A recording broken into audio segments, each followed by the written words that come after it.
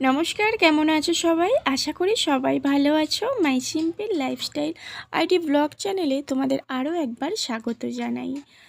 তো এখন হচ্ছে ঘড়িতে বাজে 5টা কি 5:30 এরকম সময় হবে। আর আমরা এখন আছি হচ্ছে পুরীতে। তো কালকে একটা ভিডিও আমি শেয়ার করেছিলাম। পুরীর আসার আগে আমরা কপিলেশ পাহাড় মন্দির সেখানে দুটোই আছে, আমি সেটা তোমাদের সাথে শেয়ার করেছিলাম। তো কাল সকালে ওখানে আমরা পৌঁছেছিলাম কপিলেশ পাহাড়ে। তো তারপরে ওখানে ওই 5টা 5:30তেই পৌঁছেছিলাম। তারপরে ওখানে সারা দিন ঘুরে দুপুরে আমরা পুরী এসেছি। তো পুরীতে কালকে দুপুরে এসে আমরা সমুদ্রে স্নান করেছি, ঘোরাঘুরি সব কিছুই করেছি, কিন্তু কালকে কোনো রকম ব্লগ শেয়ার করিনি, কারণ শরীর খুবই ক্লান্ত ছিল, ফোনে চার্জও ছিল না, সব রকম মিলেমিশে। তো সেই জন্য পরের দিন ভোর থেকে ব্লগটা শুরু করে দিয়েছি দেখো। আর এখন যাব হচ্ছে ভোরের সমুদ্র দেখতে, জানো তো কার কার ভালো লাগে বলো? ভোরের সূর্য উদয় দেখবো, সমুদ্র দেখবো। আমি তো সমুদ্রপ্রেমী ভীষণ, আমার তো খুব ভালো লাগে সমুদ্র, সেই জন্যই বারবার আমি সমুদ্রের ধারে চলে আসি, সেটা পুরী হোক বা দীঘা। তো চলো এখন আমরা যাব। আর তখন ভয়েস দিয়েছিলাম, কিছু কারণবশত ভয়েসটা খুবই আস্তে শোনা যাচ্ছে, সেই জন্য আবার আমাকে ভয়েসটা দিতে হলো। তো চলো আমরা এখন সমুদ্রের ধারে যাই। তো আমরা সমুদ্রের ধারে চলে এসেছি সকাল সকাল, দেখেছো কত লোক, তাহলে মনে হয় আমরাই ঘুমোচ্ছিলাম ঘরে, দেখেছো সমুদ্রের পাড়টা ভর্তি। আমরা চা খাবো, দেখেছো। আর দূরে আমার মা বোন বসে আছে, চলো ওদের দেখাও একবার, আগে সমুদ্রটা একবার দেখি। দেখো এই যে আমাদের মিস্টার দাস, আমার পোলা। চলো, এটা হচ্ছে আমার বোনের শাশুড়ি, এবার হাই করে দাও তো আমার বন্ধুদের। এটা হচ্ছে শ্বশুর মশাই, বাপি একবার হাই করে দাও। আর এই যে দেখো, এই যে এখানে এরা বসে আছে, কিছু বলবে? খেতে ব্যস্ত এখন, তুমি কিছু বলবে? এই যে বাপি মা এরা চা খাচ্ছে, আমরাও চা খাইনি, খাবো। চা খাবি না? তো সবার সাথে তোমাদের একটু আলাপ পরিচয় করিয়েই দিলাম। আর দেখো তারপরে আমার ছেলে মানে আগের দিন রাতে একটা ঘুড়ি কিনেছিল। এই ঘুড়িটা মানে যখনই আমরা সমুদ্রে আসি, দীঘা বা পুরী আগে মানে এইটা থাকে, মানে এই ঘুড়িটার, এটা কিন্তু দীঘা বা মানে সমুদ্রর পাশে ছাড়া এই ঘুড়িটা উড়বে না, এটা এমনই, মানে এটা সমুদ্রে যে পাশে থাকলে যে একটা হাওয়া হয় না প্রচণ্ড, ওই হাওয়াতেই কিন্তু একমাত্র এই ঘুড়িটা উঠবে, আদার্স কোথাও ঘুড়িটা উড়বে না। তো সেই জন্য ওরা প্রথম দিনে এই ঘুড়িটা কিনেছে, কিনে কাল থেকে আমার ছেলে মানে ওর পাপা একবার উড়িয়ে দিয়েছে, সেটাই ওড়াচ্ছে। তো এখন সকালবেলা মানে হাওয়া আছে, কিন্তু সেরকম মানে ভীষণ হাওয়া নেই যেটা রাতে থাকে। তো সেই জন্য না ঘুড়িটা উঠছে না। এরা বাবা ছেলে মিলে মানে সমানে চা খেলাম, চা খেয়ে দুজনেই ঘুড়িটার পিছনে লেগে আছে, মানে ঘুড়িটা ওড়ানোর জন্য।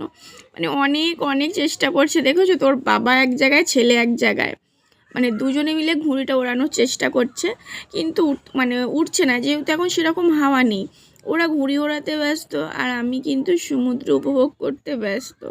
আমার ভীষণ ভালো লাগে সমুদ্র, জানো। এখন বাড়ি চলে এসেছি, যখন ভিডিওগুলো আমি আপলোড করছি, যখনই সমুদ্র দেখছি না মনে হচ্ছে যেন আরও একবার যাই। তো যখনই তোমাদের দাদাভাইকে বলছি কি গো আমার ভালো লাগছে না, কি আর একবার যাবে, আমি যে চলো না দীঘায় ঘুরে আসি, আমাকে মানে কি বলবো, এবার উল্টো কথা বলছে, আর সেটা বললাম না সবার সামনে। তো দেখো ওর বাবা হাঁপিয়ে গেছে, আর যে কোনো রকমে দেখো একটু মানে উড়েছে, যেহেতু এখন হাওয়া দিচ্ছে না তো সেরকম, রাতে যেমন ভীষণ হাওয়া দেয়, এখন দিনের বেলা অতটা হাওয়া দিচ্ছিল না। তো দেখো কত মানুষজন দেখো সমুদ্রের ধারে ভোরবেলা। তো তারপরে অনেক সেলফি তুললাম, যেটা কাজ, কোথাও বেড়াতে আসলাম একটু সেলফি না তুললে হয়। আর তার সাথে তো এখন যোগ হয়েছে ভিডিও করা, সেটা ব্লগ ভিডিও হোক, শর্ট ভিডিও হোক, যে কোনো ভিডিও।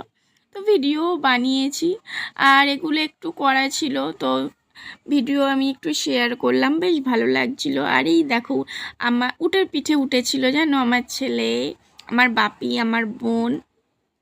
তো দেখো আমার ছেলে না, আমার ছেলেও আমার মতো খুব সমুদ্র ভালোবাসে। আর দেখো ও আর আমি সব মানে বারবার সমুদ্রের জলে যাচ্ছি, আর বাবা বলছে সকালবেলা ভিজে যাবে। ছেলে তো কোথায় প্যান্টটা তুলেছে দেখো, পুরো গুটি ওপর দিকে তুলে দিয়েছে। আর ওখানে করতে করতে আমার মা বলল, উটের পিঠে বাবুকে তুলবি? বলতে বাবু উঠেছে, আর বাবু ভয় পাচ্ছিল বলে আমার বাপিকে বললাম, বাপি তুমিও ওঠো না। বলে মা বলছে ওঠো, বোনও বলছে ওঠো, সবাই বলতে বাপিও উঠেছে। জানো সবারই তো একটু হলেও শখ থাকে, তাই না? আর আর দেখো আমার বোন দেখো, ও তো মইয়ে কোনো দিনও ওঠে না। ওর মই দেখেই ওর হয়ে গেছে যে মইয়ে করে উঠবো কী করে। ওকে বলছি আমরা ধরবো, আর যে কাকুটা ছিল ওই কাকুটাই ধরে ওকে তুলেছে। দেখেছো, ও কিন্তু ভীষণ ভয় পাচ্ছিল। তারপর ওকে বললাম কেমন লাগলো, ও বলছে ভালো। ও বলছে কি গন্ধ লাগছে, ও না এরকম বলছিল।